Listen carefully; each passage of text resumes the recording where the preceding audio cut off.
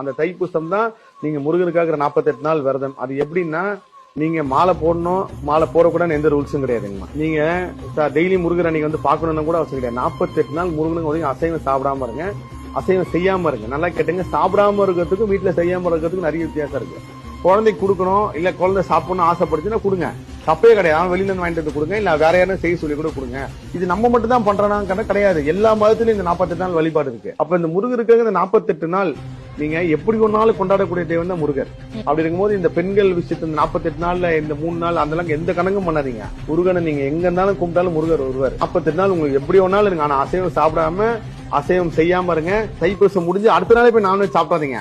ஒரு 2-3 நாளாவது கொஞ்சம் கேப் விட்டீங்கன்னா அந்த அந்த வரக்கூடிய ஒரு அமிர்தத்தை நீங்க ருசிக்கிறதுக்கு கரெக்டா இருக்கும். மாலை போட்டுக்கணும் போடக்கூடாதுன்றதுலாம் உங்க விருப்பம். எந்த நாள் வேணாலும் எப்படி வேணாலும் இருங்க. பெரிய கோயில்களை நீங்க போகணும் கிடையாது, எல்லா முருகர் கோயிலும் விசேஷமா தான் இருக்கும்.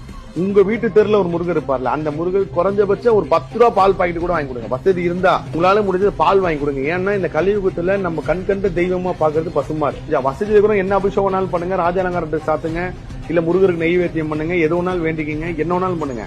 ஆனா இந்த 48 நாள் இருங்க, கண்டிப்பா உங்க வாழ்க்கை மாறும்.